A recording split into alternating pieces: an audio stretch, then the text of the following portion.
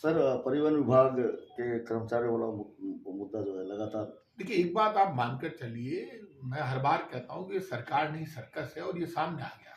धौलपुर के एसपी रात को जाते हैं, परिवहन के 2 इंस्पेक्टरों को उठाकर थाने में ले जाकर बंद कर देते हैं। सुबह उनको छोड़ दिया जाता है।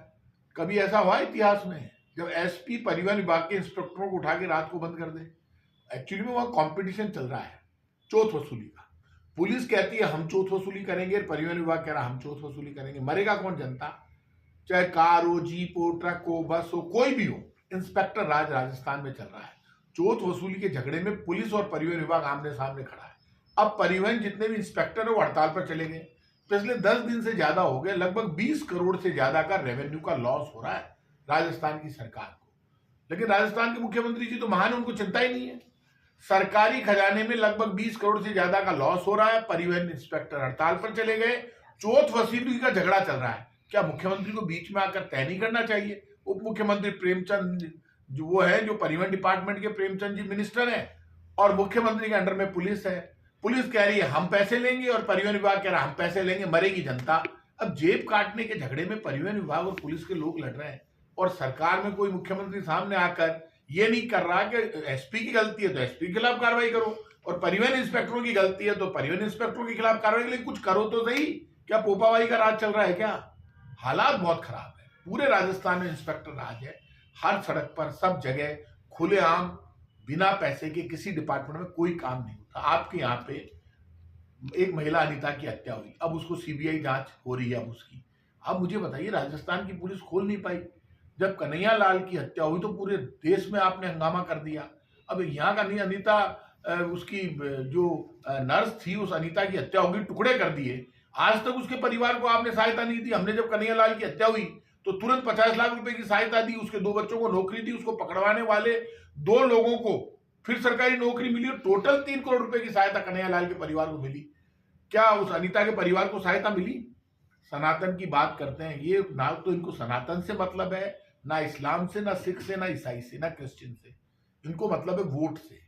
और जो लोग प्रयाग में हुई मौतों का आंकड़ा छुपा रहे हो, इसलिए आपने वीडियो देखे होंगे, लोग रो रहे हैं, और जब कचरा उठा रहे हैं तो लाशें निकल रही है। आप मुझे ये बताइए, प्रयाग हमारे लिए इतना इतना पवित्र, इतना धार्मिक हमारा टाइम चल रहा है, उस वक्त आप फेल हो गए। आप लोगों को निमंत्रण दे देकर बुला रहे थे, आप ऑनलाइन लोगों को फीड करते, फिर उसके बाद बुलाते तो ये घटना ही नहीं घटती। आप चिल्ला चिल्ला कर बुला रहे हो, और पूरे पुलिया बंद कर दिए, रास्ते बंद कर दिए, बैरिकेडिंग कर दी, और वीआईपी के लिए अलग घाट और आम आदमी के लिए अलग घाट। आपने वीआईपी घाट के चक्कर में आम आदमी को मरवा दिया। और प्रयागराज में जब शंकराचार्य जी बोले कि एक इनका जो बीजेपी का संत है वो धीरेन्द्र शास्त्री, आप उनकी भाषा सुनिए, वो बीजेपी के कार्यकर्ता बन गए, उनको शर्म ही नहीं आती बिल्कुल। मुंह बना शंकराचार्य जी का, आप भी आ जाइए, आप भी मोक्ष ले लीजिए। शर्म नहीं आती लोगों को? क्या हो गया? भगवान कृष्ण ने गीता में कहा है, अर्जुन ये पूरा ब्रह्मांड मेरे से है। आप सनातन के नाम पर, भगवान राम और कृष्ण तो पूरे ब्रह्मांड के मालिक है। इसलिए अभी जो हालात चल रहे हैं उसमें आज आपने देख लिया हालत क्या है।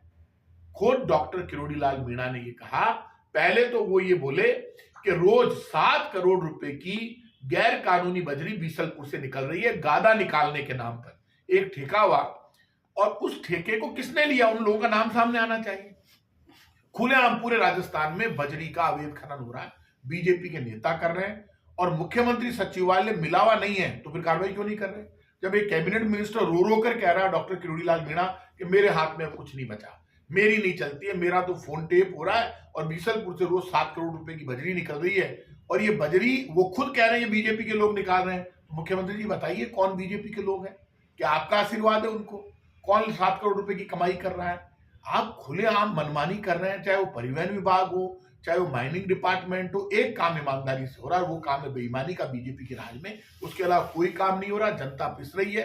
कांग्रेस सरकार की सब योजनाएं बंद हो गई है, अस्पताल में दवाई नहीं है, बच्चों को दूध मिलना बंद हो गया, सरकारी स्कूलों में यूनिफॉर्म मिलती नहीं है, दूध मिलता नहीं है, हालात खराब है। पहली सरकार ऐसी आई है जो सिर्फ 1 वर्ष में फेल हो गई। हम उम्मीद करते थे कि 3-4 वर्ष लगेंगे फेल होने में, लेकिन ये सरकार 1 वर्ष में ही फेल हो गई।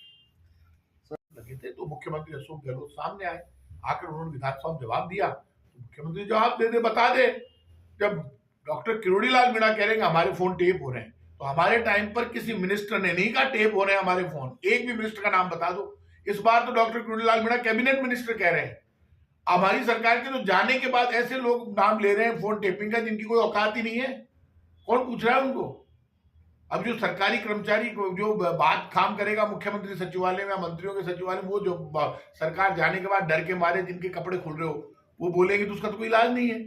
अब तो मंत्री ने चार्ज लगाया तो डॉक्टर किरोड़ीलाल मीणा मंत्री है ना, मुख्यमंत्री जी को बताना चाहिए, या तो बता दे कि वो मंत्री नहीं है। और यदि मंत्री है, आपका मंत्री आपके ऊपर इतने बड़े बड़े आरोप लगा रहा है भ्रष्टाचार के, फोन टेपिंग के, तो आप जवाब दो। यदि आप जवाब नहीं देते हैं तो आपको इस्तीफा देना चाहिए।